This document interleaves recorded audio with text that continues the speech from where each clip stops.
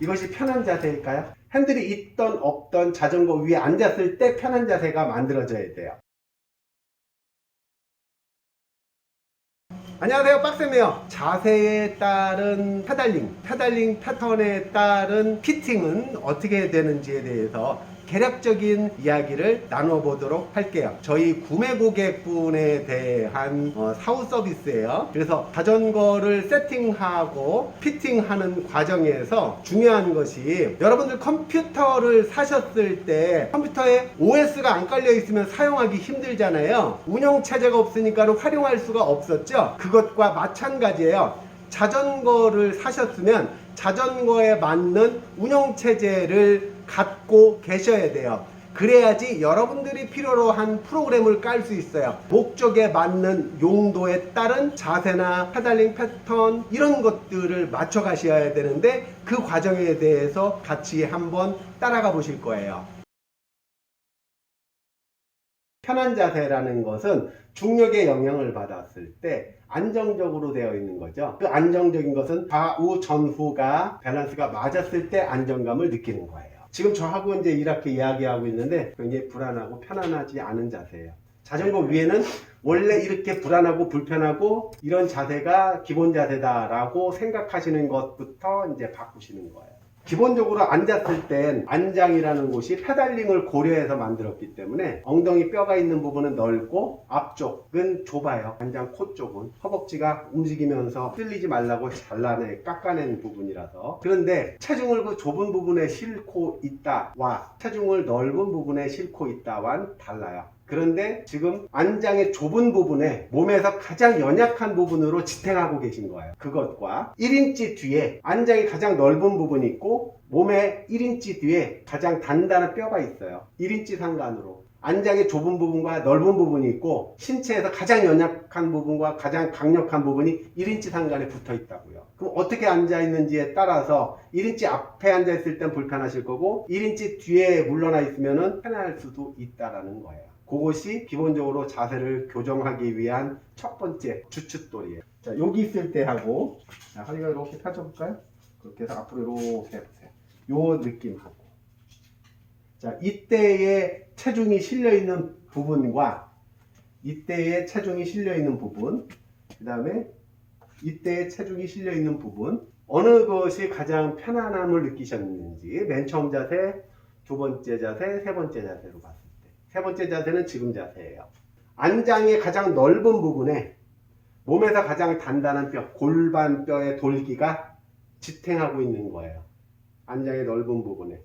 자, 이것과 안장의 좁은 부분에 낭심과 관련된 가장 연약한 부분, 그 생식기 쪽이 체중의 압력에 의해서 안장의 좁은 부분에 눌려 있으면 안 돼. 근데 이것을 하지 못하는 이유는 핸들에 기대기 위해서, 핸들 쪽에 의지하기 위해서 앞으로 옮겨야 되는 그 포지션 때문에 그래요.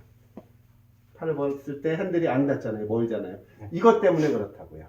이것 때문에 어깨를, 허리를 앞으로 보내는 거예요. 이렇게. 그래서 가까워지게. 이렇게만 해야지 가능하다라고 생각했는데 멀어서 그렇다. 특히 사이클. 그러면 더 많이 숙이고 더 많이 엎드려야 된다라고 생각하시는 거예요. 어깨와 핸들 간의 거리는 어깨가 앞으로 와야지 가까워진다가 아니라 어깨가 낮아져도 가까워져요. 이해되시죠? 예.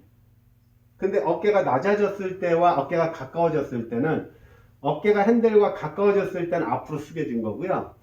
어깨가 낮아진 것도 마찬가지로 핸들과 가까워진 거예요. 하지만 체중은 핸들이 아니라 코와의 옆구리에 계속 남아있죠. 요 자세가 이제 기본 자세고, 낭심은 계속 살짝 떠있죠. 네. 요 자세가 힘을 쓰기 위해서 지지대를 안장의 넓은 부분에 박는 지주 역할을 하게 되는 거예요. 그래야 힘을 쓸 수 있고, 그래야 쉴 수 있어요. 힘 쓰는 것과 쉬는 것을 번갈아 하실 수 있다는 거예요. 자, 근데 이제 여기서 응용 추가하셔야 되는데 이거보다 더 낮을 경우는 어떻게 하겠어요? 더 안 될 거 아니에요? 더 여기가 유연성이 없어서. 그죠?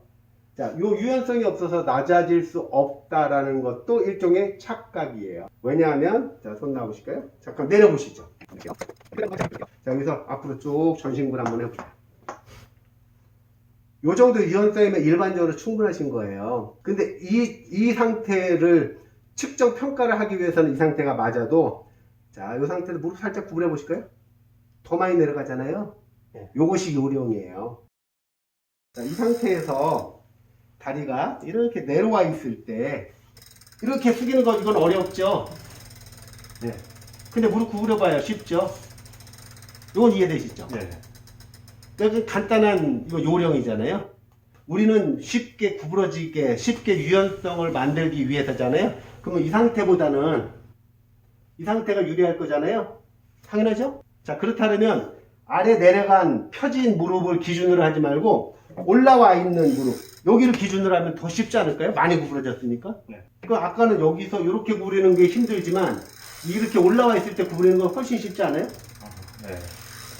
기준선을 어디에다 잡는지에 따라서 유연성이 부족한 나도 사이클에 필요한 만큼 구부릴 수 있다는 거예요. 내려간 발을 기준으로서 이렇게 잡는 건, 이거는 힘들지만 올라온 발을 기준으로 이렇게 하는 건 쉽다고요. 기준이 잘못돼서 아래 내려간 발을 기준으로 했으니까 이렇게 엎드려야지만이 사이클 자세, 앞쪽으로 숙여진 핸들바에 손을 올려 놓을 수 있는 거예요. 이해되셨죠? 어느 기준을 했는지에 따라서 유연성이 좋아질 수도 나빠질 수도 있는 거예요. 지금까지 빡쌤이었고요. 도움이 되셨다면 좋아요, 구독 버튼, 그리고 알람 설정까지 해주시면 최신 영상을 제일 먼저 여러분들이 받아보실 수 있을 거예요. 감사합니다.